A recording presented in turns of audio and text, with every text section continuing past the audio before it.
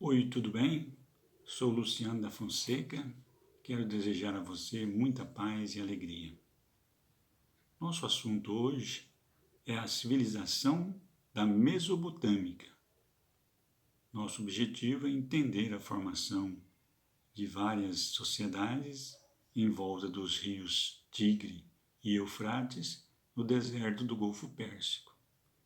Segundo a historiografia, dentre os legados deixados pela Mesopotâmia para o mundo ocidental, podemos citar o sistema de irrigação, a roda, jardins suspensos da Babilônia, a Torre de Babel e outros.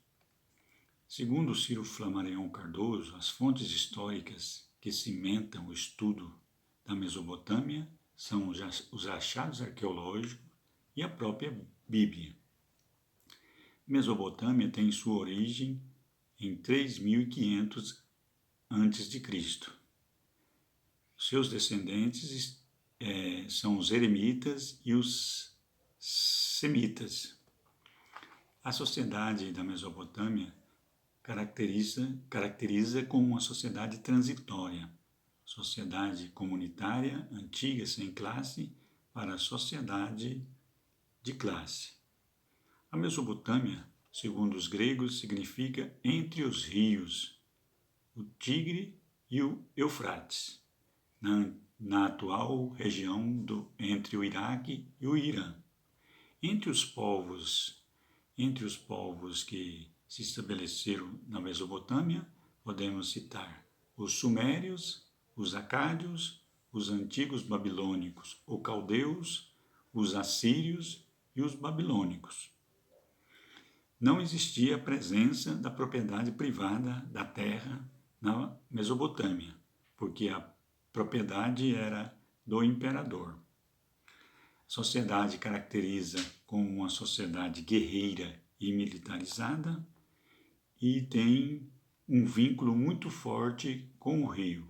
Segundo Frederico Mella, a Mesopotâmia em tudo, no aspecto cultural, religioso, político, econômico, tudo depende dos rios para desenvolver. Portanto, desenvolver recursos hídricos de fundamental importância para a vida, como, por exemplo, sistema de drenagem e irrigação, canais e assim por diante, toda a agricultura dependia do rio, como também a pecuária. Entre os aspectos sociais de destaque na sociedade mesopotâmica, podemos citar, por exemplo, a formação do Estado teocrático, ou seja, um Estado político muito forte associado às leis religiosas. Os povos dessa região formaram uma religião politeísta, com deuses diferentes, criaram a escrita chamada a escrita cuneiforme, em forma de cunha, que a princípio estava vinculada ao Estado e depois foi assumida na sociedade. Inventaram a roda e criaram um calendário de 12 meses com semanas, dias e anos. Estabeleceram na astronomia um sistema que poderia prever os eclipses, criaram na vida cultural os chamados zigurates, mostrando que tinham uma arquitetura e uma matemática muito forte, e deixa como legado para a sociedade ocidental um livro de literatura chamado A Epopeia de Gilgamesh. Dentre os povos que residiram nessa região, os primeiros foram os sumérios, que se estabeleceram por volta de 3.500 e ficaram até 2.550 a.C. De origem eremita, vai estabelecer na região por volta do século 35 a.C. Construíram canais, um sistema de irrigação complexo e criaram cidades independentes, as chamadas cidades-estados, como, por exemplo, Uruk, Eridu, Kris e Lagash. Criaram também a chamada escrita cuneiforme, de uso da contabilidade estatal e depois de uso na vida prática. Viviam da agricultura, cevada, centeio e outros, e da pecuária, criação de cabritos e carneiros, e também tinha um fraco comércio. Os segundos povos a se estabilizar nessa região foram os acádios, que venceram os sumérios e unificaram essa cidade sob o domínio de um império muito forte.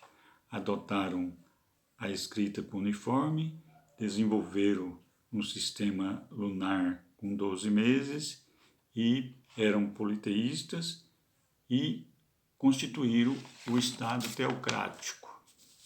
O terceiro povo dessa região foi o Império Babilônico, ou seja, os babilônicos, sob a liderança de Hammurabi, que vai se destacar não somente pelo seu império, mas pela criação e organização do código de leis chamado Código de Hammurabi.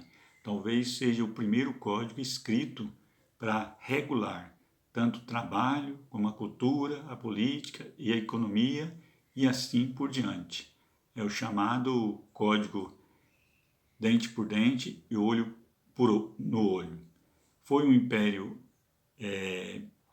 conquistador, chegou até o norte do Golfo Pérsico, constituiu um estado teocrático muito forte com a religião politeísta e construiu a cidade da Babilônia, que era a capital do império. Foram derrotados pelos assírios, que é o quarto povo que constitui nessa região. Os assírios derrotam os babilônicos com Sargão II, tendo como seus principais imperador Assurbanipal, Seraqueribe e Sargão I e Sargão II. Esses assírios é constituído como um povo de espírito guerreiro e de uma ideologia militarista que vai atingir todas as sociedades, vai construir armas interessantes utilizando a tecnologia do ferro e do metal, como a lança, como a espada e o escudo, além de carros de combate. Vão aperfeiçoar a roda e é caracterizado como o povo do espírito de guerras. Segundo a historiografia, o último império teocrático da região da Mesopotâmia foi o novo Império da Babilônia, 613 a 539 a.C. Derrotaram os assírios sob o comando de Nabucodonosor, que foi o seu primeiro imperador, famoso por ter construído o jardim suspenso da Babilônia, a questão da Torre de Babel, que é uma interrogação, é incógnita na história, não tem como provar, e escravizaram os hebreus, segundo a Bíblia, foi escravizado por 70 anos pelo Babilônia no livro de Daniel. Então escravizaram os hebreus no chamado cativeiro da Babilônia, aquilo que alguns historiadores chamam como a primeira diáspora dos hebreus. Por fim, os mesopotâmicos foram derrotados pelos medos e pelos persas e pelos fenícios, chegando ao fim do seu império.